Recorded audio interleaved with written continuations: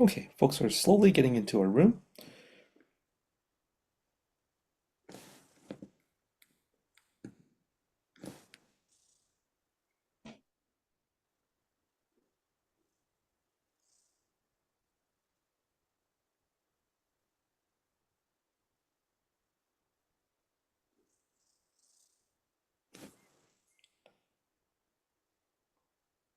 Good morning, everyone. We're just waiting for people as they come into the room, so we'll give it another 30 seconds here.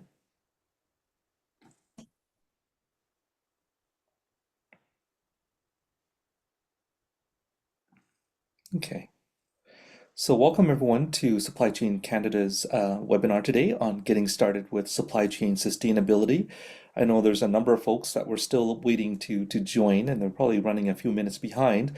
So in the meantime, why don't we get started with a short video of a recent posted after work event that we had in Calgary. I wanted to share some of the things that we're doing with the supply chain community and our members. So with that, why don't we just play the video, Carmen?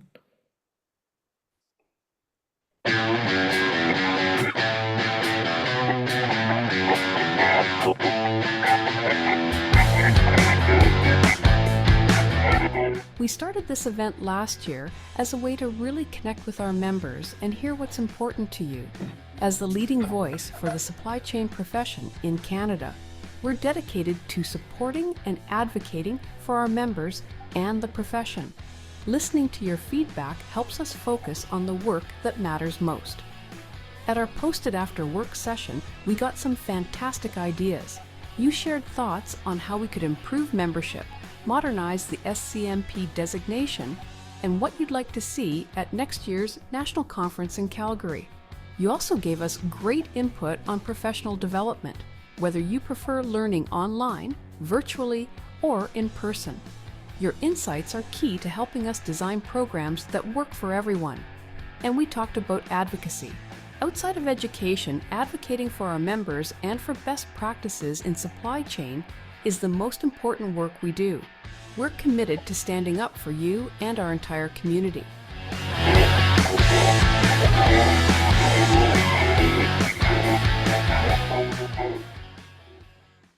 Wonderful. Okay, super. All right, so welcome everyone to Supply Chain Canada's Getting Started with Supply Chain Sustainability. We're super excited to have you join us for this really important and timely discussion today.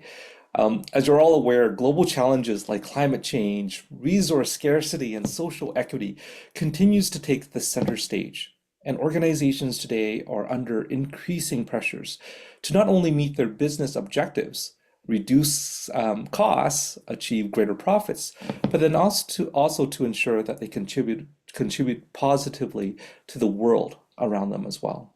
Supply chains, often the backbone of any organizations, also play a very critical role in achieving these sustainability goals. And for supply chain professionals, this represents both a challenge and an incredible opportunity as well. From sourcing responsibly to optimizing logistics, reducing waste, and driving innovation, supply chain leaders today are uniquely positioned to make impactful changes that can ripple across industries, communities, and our ecosystems. So by embedding sustainability into supply chain strategies, professionals like yourself can help your organizations mitigate risks, uncover new value, and contribute to a more sustainable future for all of us. We're super excited to have Carmen Turner lead this webinar today to provide you with the foundational insights, actionable steps, and best practices to begin your journey towards supply chain sustainability. Now, we want to encourage everyone to participate as much as possible. And so throughout the presentation, if you do have questions for Carmen, please post them and use the Q&A functionality in Zoom to post your questions. And what we'll do is we'll address those questions at the end of the presentation. Please do note that this webinar is recorded, and a link of the recording will be shared with you. The recording is available for 30 days after the session itself. And so what we'll do is we'll send out an email a few days after this. What we'll do is we'll provide you with a link to the video. We'll give you a link to a copy of today's presentation so that you're not having to record your own notes. And then what we'll also do is if we can't get to all of the Q&A responses from today, what we'll do is I'll work with Carmen to provide you with those responses in the email as well. So without further ado, why don't I pass the presentation over to our speaker today, Carmen Turner. Thank you, Alan. Thanks so much for having me. And I'm super excited about today's webinar. And I'm excited to share with you a little bit about what's happening in the space of sustainability and supply chain. So today's outcomes are here on the screen. We're really looking to start with by giving you a bit of insights into key trends that are happening in sustainability and supply chain and how companies are managing ESG impacts, risks, and opportunities. Then we're going to look at the drivers. So we're going to zoom out and look at a more sort of high level, what's behind this movement for a more sustainable supply chain. Then we'll get into an overview of the implications, what this means to you and your organizations and how you might want to react and plan. And then we're going to take a look at some examples of opportunities and partnerships for sustainability and supply chain. And then at the end, we'll look at a few practical tips that you can take away from here. And we're going to talk about an opportunity at the end of this going into 2025. But before I get started, I'm just going to give you a background on myself and who we are. And so, as Alan said, my name's Carmen Turner. I've been working in the space of sustainability and business for over 22 years now. I started at a time where sustainability, or maybe corporate social responsibility at the time as it was known, was really new, and organizations you didn't typically see people with this role in organizations. But what essentially I had, graduated with a degree in biology, didn't know what to do. I knew I didn't want to study snails and worms for the rest of my life, but I had started to hear about companies like IKEA who were implementing really amazing practices to reduce their environmental footprints, and that there were people within organizations, and I just knew I wanted to be a part of that. So I did a master's in sustainability leadership, and I ended up back in Vancouver working in the mining sector at the time, around 2006, when mining was booming. We had increasing demand from China for our products, and also a huge need for companies to do better to improve their environmental practices and their social practices. And so I was the first person at Teck Resources with sustainability in my title, and I had the opportunity to grow the sustainability program from the ground up, looking at reporting and strategy. And so some of the things I'm going to talk about today were what we started with in the mining sector almost 20 years ago now. So towards the end of my time at Teck Resources, I started to work more in supply chain because we saw the rising demand from customers, pressure from investors to start taking more accountability for our impacts throughout our supply chain. And I eventually left there and I started my own consulting company. And now we advise companies, small, medium, and large companies, on anything to do with ESG, including Modern Slavery Act, climate risk assessment, sustainability reporting, strategy development, and we communicate and engage in all of these sustainability topics. So let's just take a look at what's happening and key trends in sustainability and supply chain and what we're seeing in the marketplace. And so when I say sustainability and supply chain, we really mean like the value chain. And what we mean by value chain, it includes the supply chain, but value chain are all actors in the life cycle of, you can look at it as from everything that's extracted all the way to produced to all the way downstream. So it includes entities along the supply chain.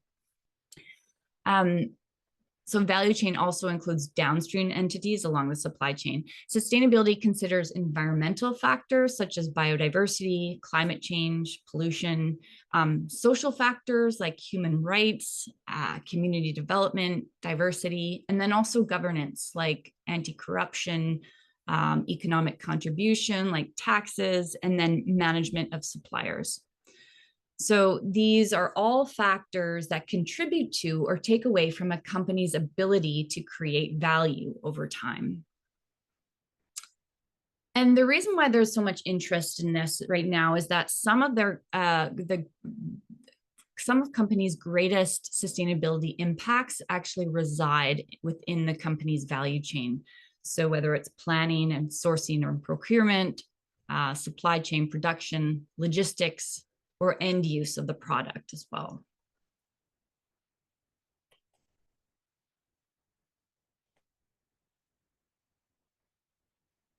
Responsible sourcing is a critical aspect of supply chain sustainability. It ensures that the products and materials used in the supply chain are ethically and sustainably sourced. So this not only helps to protect the environment, but also ensures fair labor practices, it supports local communities, and reduces the risk of negative and social environmental impacts.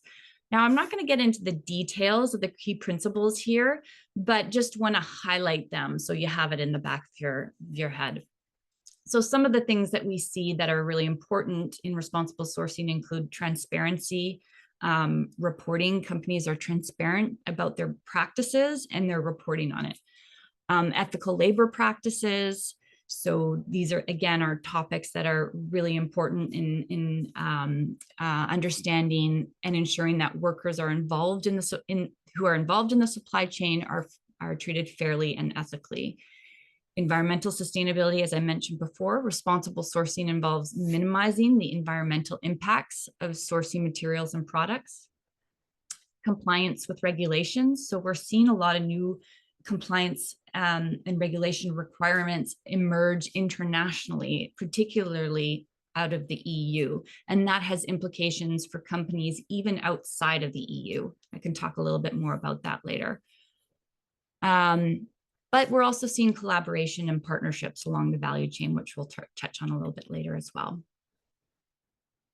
So now I'm going to talk about some of the key practices that we're seeing in terms of the trends in sustainability and supply chain. So starting, what we're seeing is, again, companies taking more accountability because of the demand either from their customers or demand from investors to really be transparent about their impacts along the value chain. And so what that looks like is you'll typically see companies conducting a value chain mapping. So understanding the direct value chain suppliers, who all the actors are in the value chain, and what does your business model look like? So from the beginning upstream to the middle part, all the way to the downstream. So really companies are mapping out their value chains where they identify their partners, their lower chain suppliers, distributors, and their customers as well.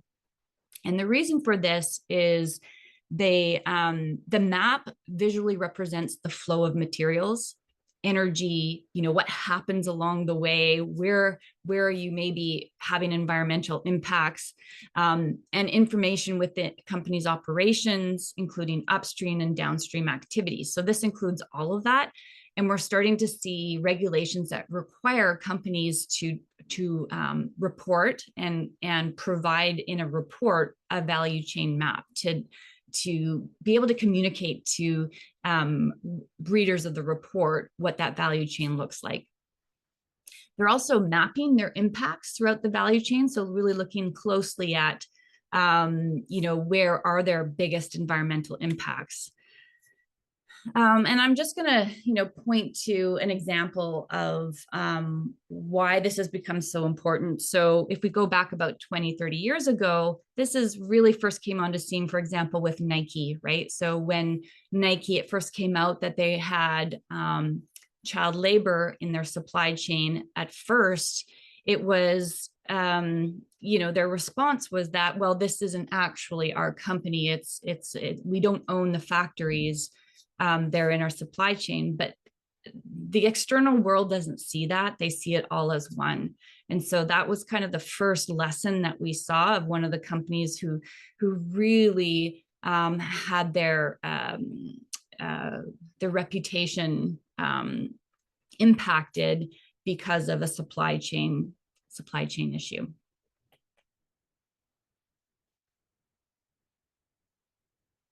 So we're seeing companies who are now identifying the risks and getting more clear about the risks within the value chain. And what we're seeing them putting together supplier codes of conducts, which some of you may have received from your own customers. And that's really a process to set their expectations of, this is what's important to us. This is what we expect from our suppliers in terms of ESG. And this is how we expect you to adhere to that. And so that can be a really good indication of what's going to be important for you to manage.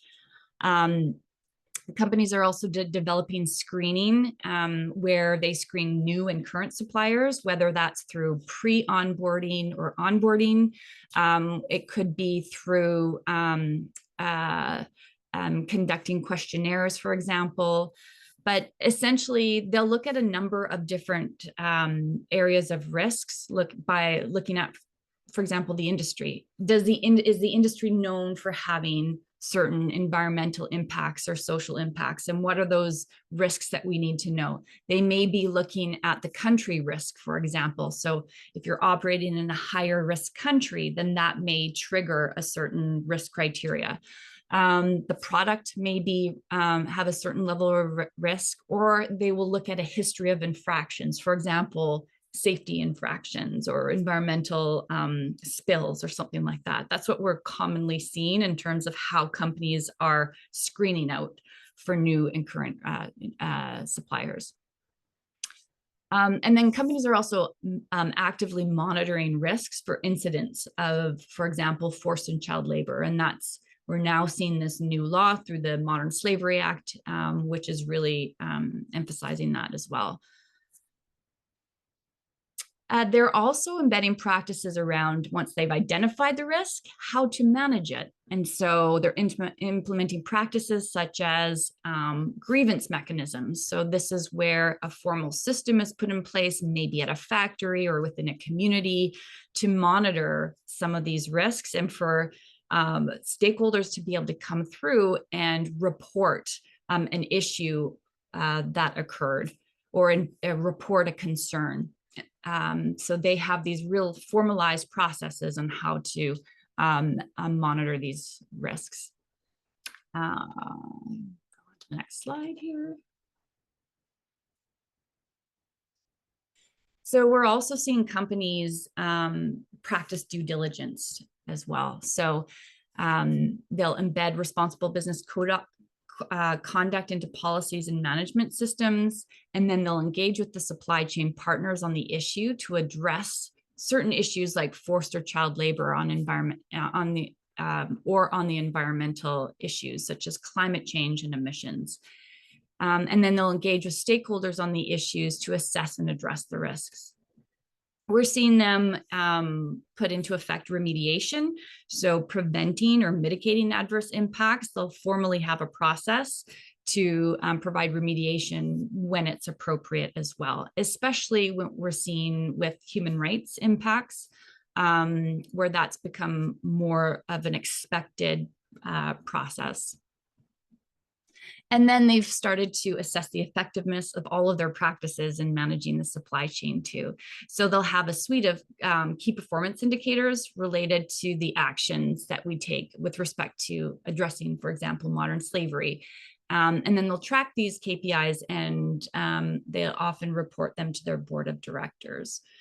So all this to say, sometimes, you may be getting questionnaires already from your customers, or you may be getting, customers who are expecting you to partner with them on their climate work, for examples, or their emissions targets. And this is where this is all kind of coming from, is that they're starting to develop more comprehensive management practices around sustainability and supply chain.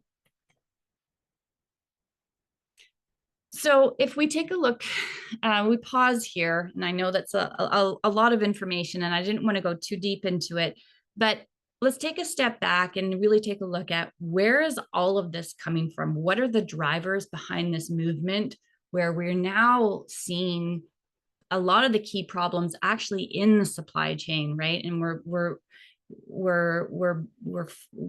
dealing with more complex issues that we've ever seen than we've ever seen before. And this slide kind of brings me joy because it takes me back to I did my master's in sustainability science, and I don't want to get too much into the weeds of this because there's so much. We could honestly do a whole webinar just on this slide.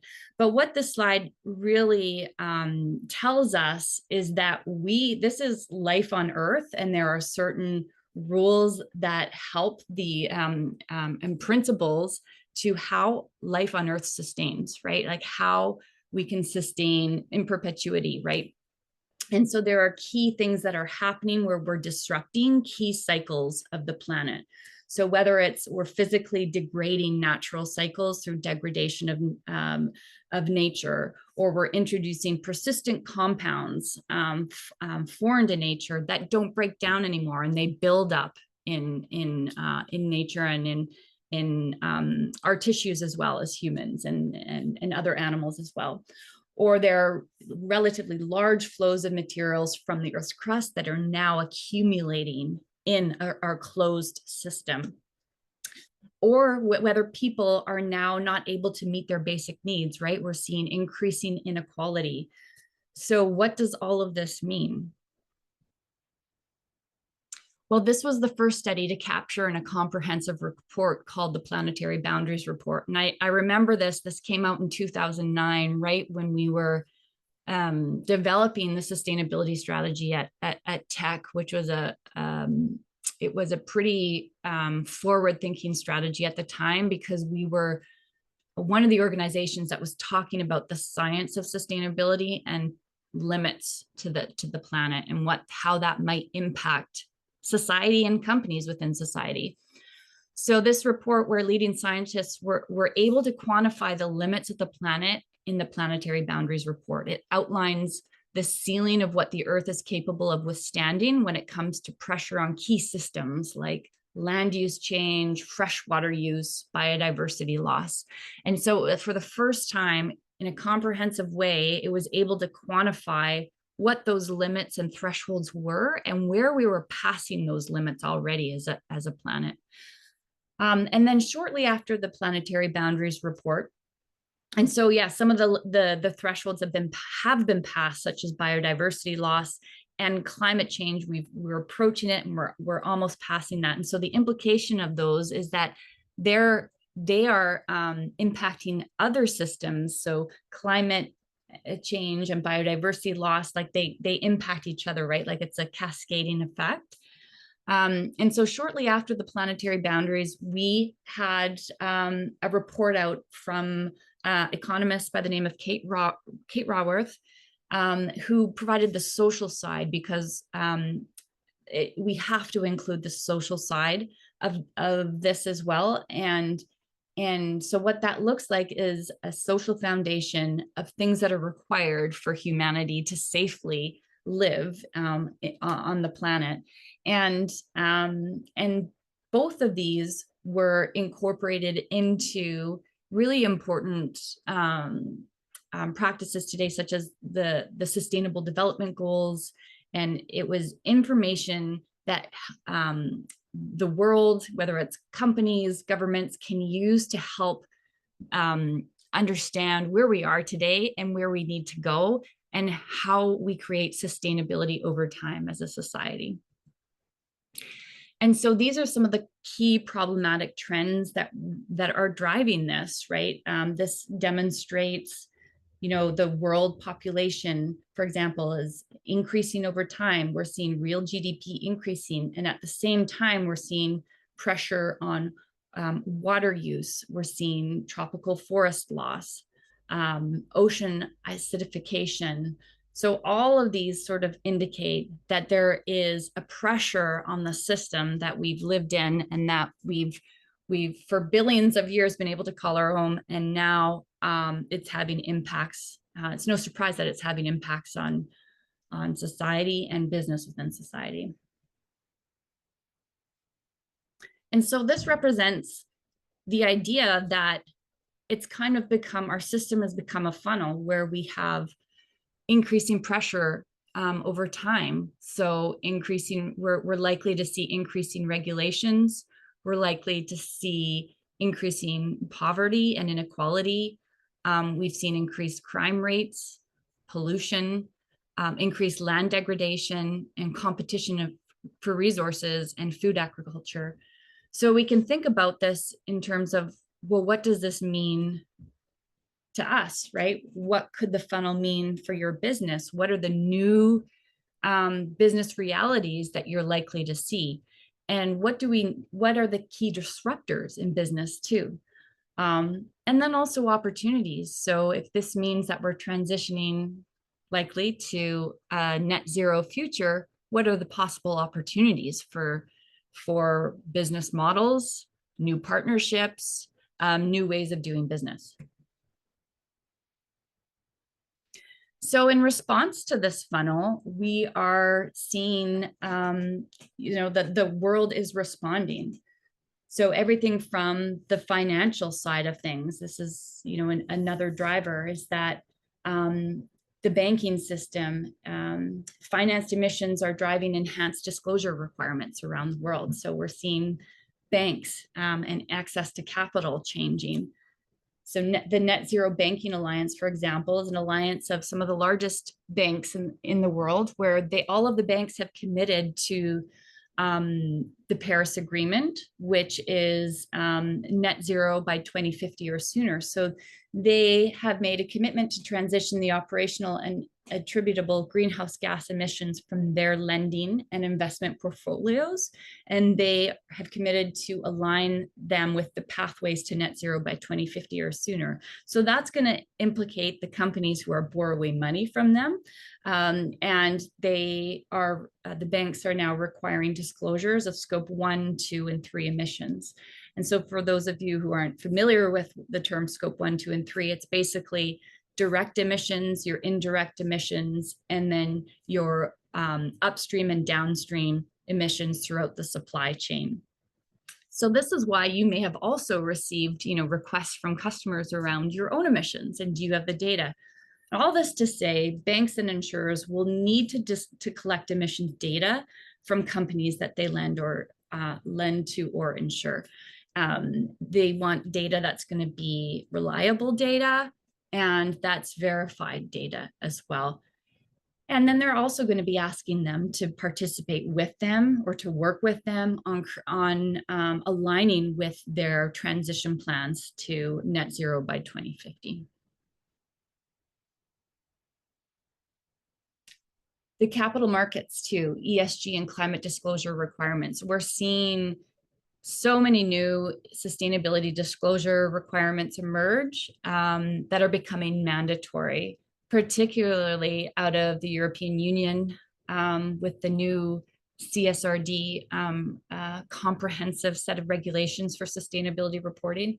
So publicly listed companies, medium to large sized companies, and the thresholds are for these reporting requirements are actually quite low. And I won't get into the details of the thresholds, because likely if your company is required to report on the CSRD or any of these other jurisdictions, you'll know already. But all this to say is that it's becoming more of a requirement and a need to align with these standards, to have good data, and to also have assurance on your data. Out of Australia, if you're a listed company on the stock exchange there, you'll be required to report on climate risk and aligning essentially with, it's called the TCFD climate disclosure standard. And that will, I believe that's in two years from now. So all of these, and in Canada, it's not required yet, but it is coming. And we're seeing it coming out of the US as well. So all of this to say, large Canadian and multinational companies are mandating ESG disclosures from their supply chains because they're being pressured from these new emerging regulations. So other regulations are requiring companies to account for impacts and risks too. So if we think of modern slavery and climate risk as mentioned. Another interesting trend is that we're seeing downstream customers who are looking for transparency and ensuring their products are produced responsibly. So some examples are, for example, BMW. The automotive industry is now really getting hard on their upstream the mining companies who are producing the raw materials, for example. They want them to ensure that they've been responsibly mined. They're asking them to align with certain certifications as well. Another example is Tiffany's, the jewelers, for example. They want to ensure that the jewels, that the gold, the silver that goes into their products have been made responsibly, and they want to see the chain of custody and the confidence that they have that oversight of ethical production and distribution and so on throughout the supply chain. And then Microsoft as well, we're seeing them demand rigorous certification from their providers of raw materials. And the companies are being asked to account for scope 3 emissions too. So looking at their emissions all throughout the value chain. This means that they will be engaging their suppliers and service providers to provide accurate data and work with them to meet their targets. I've seen some cases of these customers who are asking their suppliers to align with their transition plans. So their plans to transition to net zero, they are now working with their suppliers to help build their own plans. So you can see the pressure is certainly there. So if we think about what does all this mean? So what does this mean for suppliers and contractors, and what this may mean for your own business, and how can you respond? So you can expect to see an increase in data requests, and some of you may be dealing with that now, more questionnaires, more engagement from your own customers, and you may have suppliers and contractors in supply chains will need to align you'll need to align your own practices with ESG and sustainability principles, definitely to remain competitive and meet the demands of customers and stakeholders. Having these expectations though from your customers, that will help you to understand what it is they're looking for, and that will be a really good starting point for you, which we'll get into a little bit later. It may involve implementing environmentally friendly practices that you haven't thought of yet, or that have kind of been on the back burner, or it may ensure fair labor practices and promoting ethical sourcing throughout the supply chain. This could mean that you will need to carefully evaluate and select your own suppliers and contractors, and share your commitment to ESG and sustainability with them. So ensure that they understand your expectations. You may need to invest in training and resources to help your suppliers and contractors, and even your own employees, to meet these standards. This may involve regularly monitoring and assessing your performance to ensure compliance with ESG and sustainability criteria, depending on what is being asked from your own customers and what you've found to be important. Ultimately, I think it's safe to say that integrating ESG and sustainability principles into your supply chain will help you to improve reputation. It can help reduce risks and create long-term value for your business. So examples of opportunities and partnerships. I wanted to share some of the things that we've seen, some of the opportunities that we've seen from customers, and how they've done this throughout their supply chain. So Migros is a grocery chain that also does like home goods and apparel. It's kind of like a Joe Fresh, based in Switzerland. And it supports its suppliers to meet their own, they've developed their own eco standard. They introduced the standard in 1996 to ensure friendly textile production and healthy working conditions, because they knew that that was, they highlighted that as a risk spot in their value chain. So they set up a strategy to help existing and new suppliers produce textiles that aligned with the eco standard through training and education. So workshops are continuously held at supply locations in India, Hong Kong, China, and in Switzerland. Another example of collaboration is HP. So they train suppliers on key sustainability topics. They provide training through the Science-Based Targets Workshop. So the Science-Based Targets Initiative is a comprehensive approach to setting targets that are aligned with the Paris Agreement and net zero.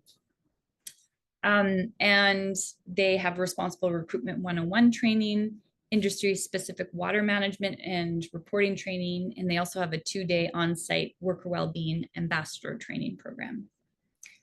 Danone, the yogurt company, is insetting through the Livelihoods Fund. They've implemented a program called the Livelihoods Fund, which invests in projects to reduce carbon emissions within its own supply chain. The project includes reforestation, agroforest, and renewable energy products. And then finally, IKEA helps its suppliers to negotiate renewable power purchase agreements. So this is something that's clearly aligned with their own sustainability goals in terms of scope 3 emissions. So it's beneficial for them to help negotiate with their suppliers for these PPAs. So they use their own influence and expertise to then help smaller suppliers who may not have that influence and expertise. And it helps them get that renewable energy that they require to meet their own targets.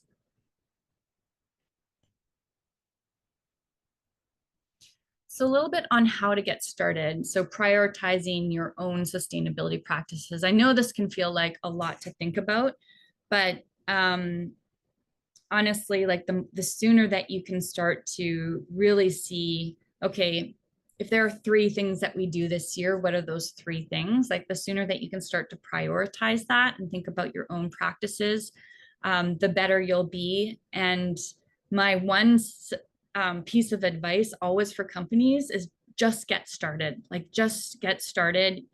There's no right or wrong way, but the sooner you get started, the less painful it will be down the road. And you'll also start to see opportunities come up as well.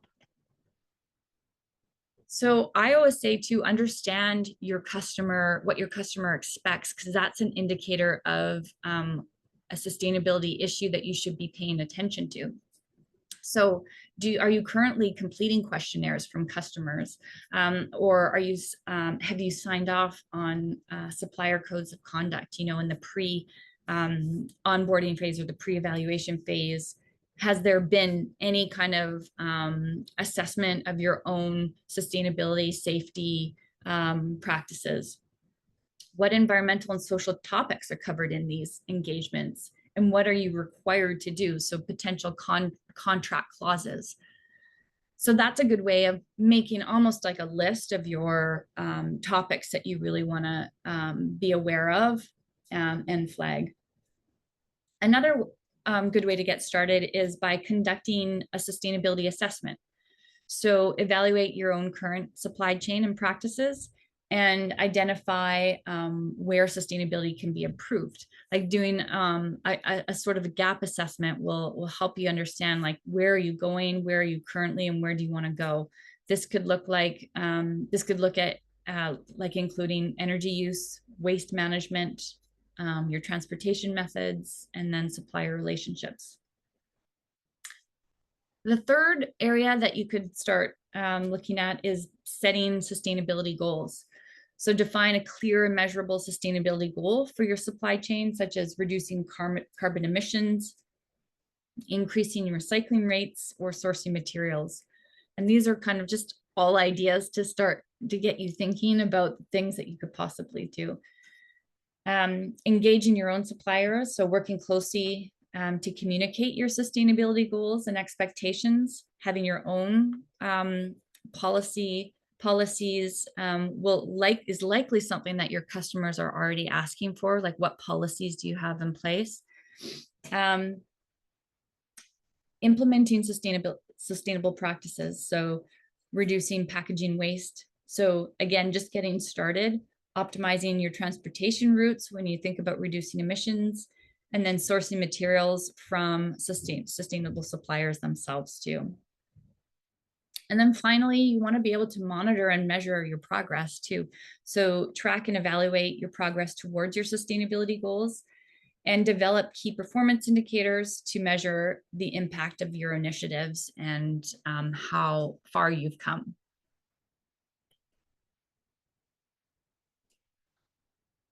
So I just want to touch on some practical tools and resources to enhance sustainability supply chain practices. So one of the things that we've seen emerge is, there's just a slew of sustainability certifications now. I'm sure many of you have seen B Corp certification, FSC stewardship, you see responsible care, even Mining Association of Canada has towards sustainable mining.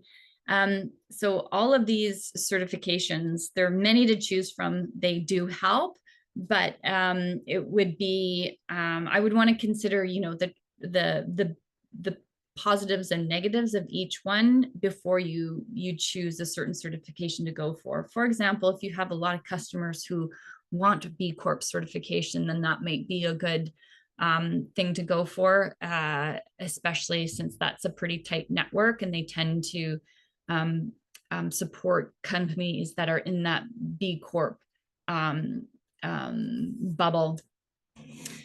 Sustainability software, there are a variety of software tools that help your company track and manage the data. As I mentioned, the data will be asked for, increasingly asked for from customers, as they'll have a duty to report on it. So evaluating which software would be right for your company, like your company size too. There are so many different software providers. You don't need all of the bells and whistles. Sometimes you just need a simple solution. Even just like an Excel spreadsheet to start with is a good place. But developing that sort of data management system is essentially what you want. And yes, there are software providers that provide you with so many good options and platforms that do a lot of the reporting work for you. So it's a good thing to look into. Industry resources. So there are many industry associations like Supply Chain Canada that are offering resources and support and guidance. And I mentioned Mining Association of Canada. All of these associations are starting to be focused more on sustainability, and they should be a good resource for you. And then collaboration platforms. So joining collaborative platforms for initiatives such as the Sustainable Apparel Coalition. These can help companies network with other organizations to share best practices for sustainability in the supply chain.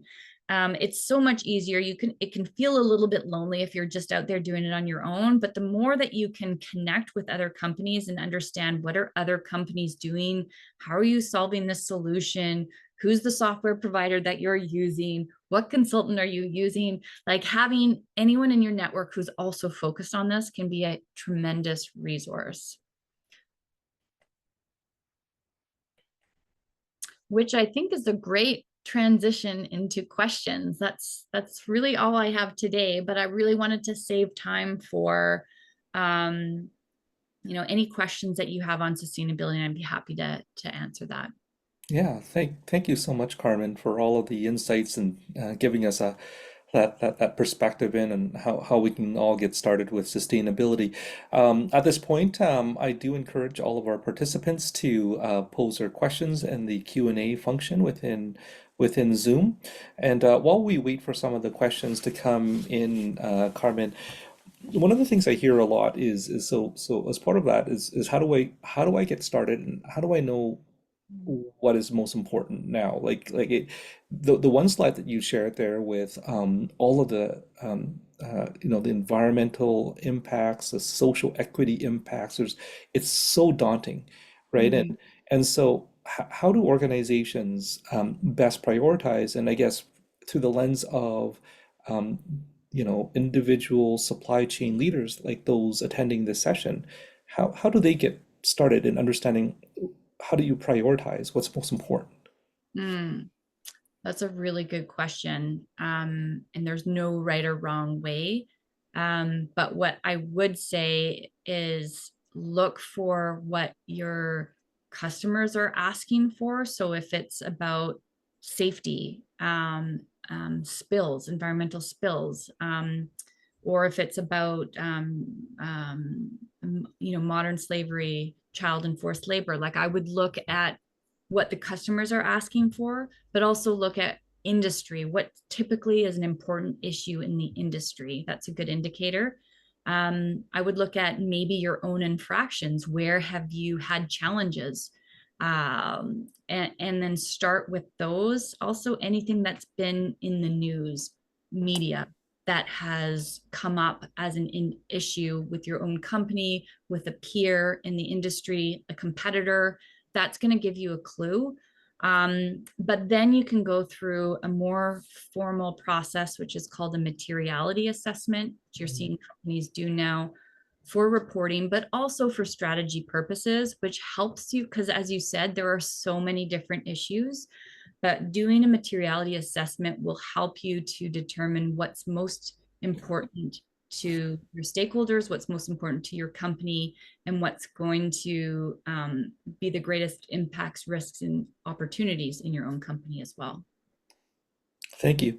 And one of the tools, and you mentioned it in your slide, to support in prioritizing is to do a bit of an assessment. And you talked about the mapping, supply chain mapping or value chain mapping. And for supply chain professionals, we're used to sort of mapping supply chains from a movement of goods Yes. or financial dollars going back and forth.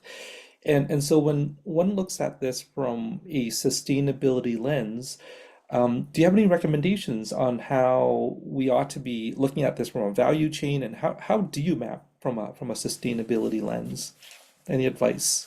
Yeah. So, what you'd want to do is include a number of different stakeholders in that, but really think about not just like how the goods are moved from upstream and all the way to downstream, for example, but what are the impacts along the way? So, where are the impacts on different stakeholders? Like, what are the emissions, for example? Where are the greatest emissions, even at a high level? Like, you don't need to know the specific number, but at a high level, it could be, for example, okay, let's say you transfer the goods at some point and it goes to a factory offshore. Well, we don't really know that what the practices are at that factory offshore, and we don't have control over it, so that could be a risky area. So it's you actually want to go through, and actually doing that with the client right now is going through the entire value chain and mapping out both positive and negative impacts. So all of the, whether it's pollution, biodiversity loss, water, you want to just almost have a list of them and look at the possible areas where there may be potential or actual impacts. Yeah, that's really really great, and I just sort of reflect back on my sustainability journey and some of the things that we've done in the past. And one of the most powerful ones, and very consistent with what you were sharing there, Carmen, is we actually did the mapping with our supply base Mm. together.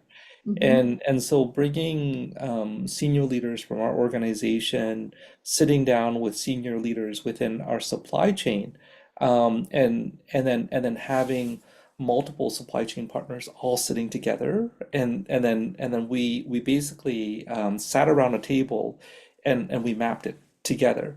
And it was really interesting because, you know, the perspective of a customer, and so you're the owner now, and what you perceive as your value chain, especially through the lens of sustainability and its impact to environment and to communities, it really varies because you only, you know, we only know what we know, and there's so much more that we don't have that view too. And so having those supply chain partners sitting around the table contributing that perspective was extremely powerful. And then interesting enough, one of our key suppliers looked at that and said, "That's wonderful. I'm going to do that, but I'm going to have my customers there." And so they were doing not only the downstream mapping, but they were doing the upstream mapping and understanding that as well to great effect as well. So just getting, I think, you know, getting the more people that you get involved into it, I think gives a much better perspective as well. Absolutely. Yeah, that's great. I love that example. Let's see. There is a comment from Khalid. This is an inspiring webinar, Carmen. So he wants to thank you for that. He writes, I have seen banks been inquiring for scope 1 and 2 when suppliers landing their offices and also for verified data. Can you elaborate? So I guess this is an elaboration on what is scope 1, what is scope 2, and why are banks interested in Yeah. understanding the rules? Yeah, good question. So as I mentioned, the banks have made their own commitments to the Paris Agreement, which includes their own scope 3 emissions, which includes companies that they lend money to, right, or that they invest in. And so they need to understand their own scope 3 emissions and then influence their customers to also or their portfolio, the companies in their portfolios, to also move towards net zero world to meet their commitments. So they will first need to know, do you collect this data? So that scope 1 would be direct emissions. So if, let's say, you're anything that you like, let's say you're a mining company, it would be the emissions you produce, like the trucks, The mining trucks. mining truck. Yeah. Indirect would be the electricity that you purchase from the electricity provider, for example. So if it's in your house, the thermostat, you turn it on, that's like scope 2 emissions. Scope 3 then are all the emissions, like let's say you mine coal. Scope 3 would be the transportation of that coal to the customer, and then also the burning of the coal, and the impact. So that's where the greater impact is. So that's why it's important to account for all of the emissions across the life cycle. And I guess with the emissions too, and the reasons why banks are interested is there are financial risks associated with that, right? And to quantify that financial risk as well. Khalid also has a note here around verified data, and that speaks to just the increasing scrutiny around Yeah. data as well. Can you maybe speak to the trends around that and what's happening with data?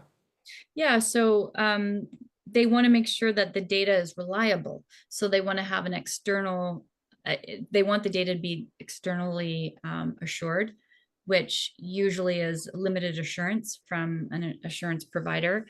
Um, and then a move towards reasonable insurance. And that's really when you get into the regulated field. So if we have emerging regulations, particularly around reporting, those emerging regulations like the CSRD out of Europe are requiring companies to have assured data, not just for emissions, but for their sustainability data.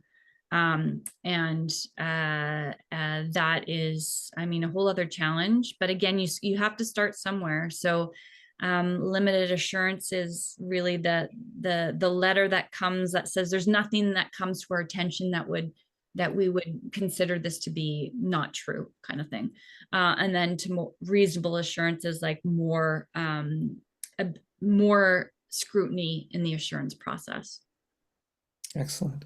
Um, so lots here for sure, and I know we only have a few minutes left, so maybe we can talk about some future events and how we can support our members and the community around this.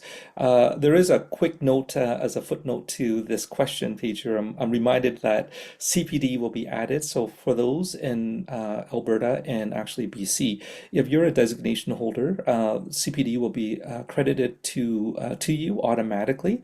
For those in other provinces calling in, please be reminded that you do need to go into your portals and update your portals for the CPD credits for this session here today. Now, lots of stuff in this space that Supply Chain Canada is doing as well, and I'm really excited to share. For those in BC, we're going to have Carmen come out actually, and we're going to have a sustainability meetup in January. So we're aiming for the week of January 20th in Vancouver, downtown Vancouver, for a sustainability meetup. It's an in-person session. And I think what we want to do is just start the conversation and start building that network, eh, Carmen, for that session. Yeah, absolutely. I think, the idea of, I think it was in the last slide, the partnerships, collaboration, working with other companies, even if they're in a different industry, but we're really looking to build this network of champions, build relationships from the ground up, hear more about what are your needs, what are your sustainability, what are you interested in, what do you want to know about, what and your ideas of how you want to grow this. So we've kind of set the stage here. We've laid the table for you to come in this presentation, and with the idea of we want to take this further. We want to grow a strong group of companies and champions who are interested in advancing this work and making progress. Absolutely. And so looking forward to that. And so for those that are able to join us for that, please do register. And we're looking forward to seeing you in Vancouver in the new year. In addition to that, we've got a number of workshops coming out to be released here shortly on sustainability risk assessments, in particular through the lens of forced labor. So we're working with Shift Critical and in producing that workshop. We've got some additional webinars coming up in the new year around Indigenous business development and economic reconciliation. And so, how do we work with Indigenous businesses to a greater degree and be a partner with them in addressing some of the social and economic disparities, and how do we all contribute to that? So I do encourage everyone to follow us on LinkedIn. Check in on our website, look at a number of different courses and webinar. I know we're flashing them really quickly there in front of you. So, and then we do have social events for us to get together as well. So those in Edmonton, we have a holiday mixer coming up here where we're encouraging everyone to bring their family and their kids to do a lot of crafts. And then for those in Calgary, we have a curling bonspiel that's going to be coming up in January as well. So I'm hoping to see all of you and in your respective cities and to join us in these in-person events. At this point in time, I want to thank Carmen for her insights and all of her contribution to our knowledge learning this morning. And I want to thank all of you for joining us today in this webinar. All of this would be sent to you, and you'll have access to the recording for 30 days. Thank you so much. Have a great rest of the day.